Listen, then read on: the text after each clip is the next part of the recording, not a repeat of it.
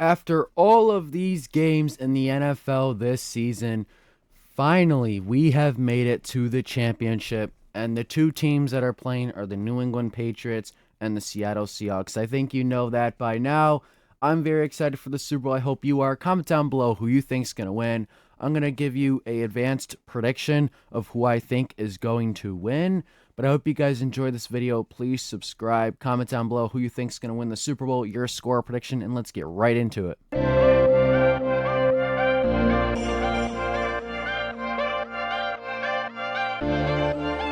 So obviously, we remember around a decade ago, the New England Patriots and the Seattle Seahawks played at the same stage, the Super Bowl.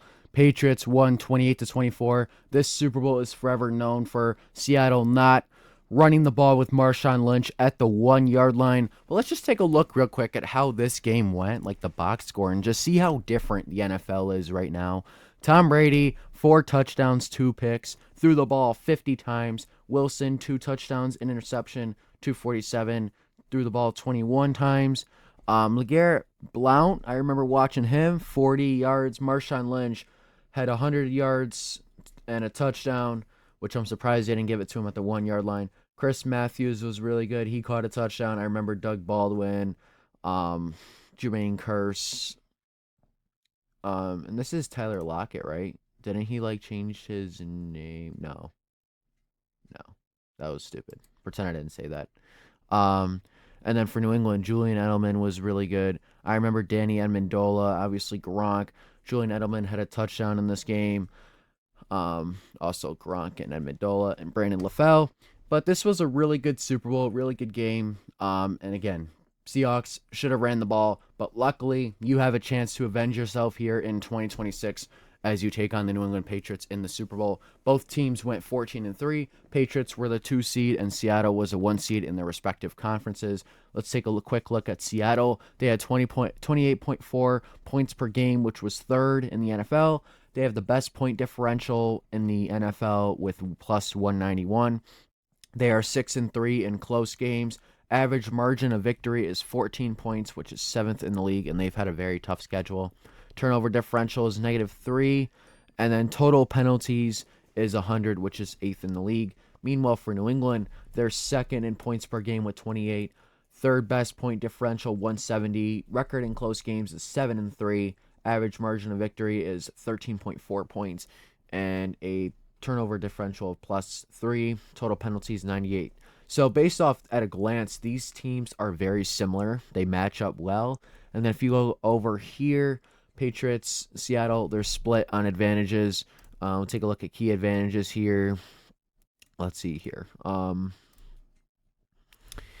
Overall passing efficiency, Seahawks offense is very good at that. Patriots defense is number 2 at stopping it. I still give Seattle the advantage there. Rushing, I definitely, it's close. It's really close on that one. Pressure rate, Seattle does a good job of blocking, I think. New England's passing efficiency, I think, is going to get shut down. Seattle's defense is going to do really well. But I have a feeling Patriots are going to run the ball kind of well in this game, even though Seattle has the best run defense in the NFL. Crucial players, Rashid Shaheed. He's had a great season since being traded from New Orleans for Seattle. Cooper Kupp obviously joined this year. Also, Marcus Jones is a really good special teamer for New England. He has how many rushing touchdowns does he have this year? I don't even know. Doesn't say, but he has a lot. Oh, wait. Probably 3. He probably has 3. He has a lot, punt returns. And then Efton Chisholm, good story for him in New England. He's on the rise. They both played college football at Eastern Washington. Chisholm broke Cooper Kupp single season receptions record. And then Patriots had 416 games played by rookies in 2025. The most by any team to make the Super Bowl in NFL history. Seahawks general manager John Snyder is the first general manager in NFL history to make multiple Super Bowls with the same franchise while having a completely new roster and head coach. That is impressive.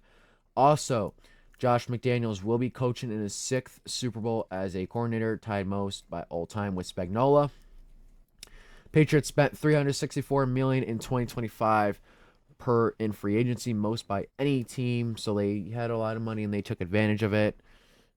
Devin Witherspoon, first cornerback to be named to the Pro Bowl in each of their first 3 career seasons since Patrick Peterson. Let's see here. Also, a record for New England. Either way, they're going to make history. If New England loses this game, they're going to have the most Super Bowl losses by a team. If they win this game, they're going to have the most Super Bowl wins by a team. So we'll have to see which way that goes out. But obviously, quarterback position, Drake May, Sam Darnold. I love Drake May. I told you guys that before. I watched him played for my favorite college football team, UNC. Him and Marion Hampton were very, very good. Drake May, obviously Carolina kid. I'm not from Carolina, but I can relate to him when he says the city's awesome. He also watched the Panthers play at Levi's Stadium for the Super Bowl in 2015, and now he has the opportunity to play there, which is pretty cool. I'm rooting for Drake May in this game. I'm not picking a team who I want to win, but I really hope Drake May does well. And overall, I think Seattle does deserve this win too. So yeah, now time for my prediction after reading some stuff about the game. I think it's going to be a good game for a while. Part of me thinks Seattle's going to run away with it late third quarter. Their defense is going to take over. Part of me thinks it's going to be neck to neck. Whoever gets the ball last will win. I think it will be a good game, good Super Bowl. I'm glad the Chiefs or Eagles are not in it, if I'm being completely honest with you. As far as my prediction, I don't really know who I want to win because, Seattle has played well all year. They deserve it more than New England, I think, as a team. But also, Seattle and Carolina do have some playoff history. I don't dislike Seattle, but, playoff history's there. And then meanwhile, for New England, obviously they won like 5 Super Bowls in the last 15 years, so nobody wants to see them win it. But I also really love Drake May and Mike Vrabel because of what they did. And I feel like this is a new Patriots. It's not that cheating, cocky New England Patriots. It's that, they play for each other. They play for their coach. It's a different Patriots than what it was. I'm not going to say who I want to win. If I had to pick one, I'm probably leaning a little towards New England because of Drake May. I hope Drake May plays really well. But I think Seattle is going to win the Super Bowl this year. I think overall their team is better, and I think they deserve it more based off how they played year long, and their defense is going to have a really good game. But, yeah, I'm excited for the Super Bowl. I'm glad the Chiefs or Eagles are not in it. Seahawks, Patriots, do well. Either way, I'm happy with how this playoffs went, besides the Panthers. The Super Bowl. It should be very exciting, and good luck to both teams. Do good and stay healthy. So here were the NFL honors for 2026 awards. Matthew Stafford won MVP for the Rams, which I expected. It was close between him and Drake May, but I think Stafford just played on another level. Coach of the Year was Mike Vrabel. I don't know if I quite agree with this one. I know Mike Vrabel did a great job, but I think it should have went to Seattle, Mike McDonald. I just think overall Seattle was a lot better. I don't know. I'm not mad about it, though. They're both really good coaches. Comeback Player of the Year was Christian McCaffrey. He deserved it. That was a no-brainer. Myles Garrett for Defensive Player of the Year. That was also a no-brainer. 2 really good players who had really good years, arguably career years for McCaffrey, obviously career year for Garrett. Offensive Player of the Year was Jackson Smith-Njigba. He played really good, him and Puka, neck to neck, but I think JSN overall was the best wide receiver this year, and the numbers back it up. Offensive Rookie of the Year is Teteroa McMillan. I was nervous they weren't going to give him this award because he's on the Panthers, but he deserved it. Other rookies played good too, but Teteroa, I think, was on another level, and he was the most consistent.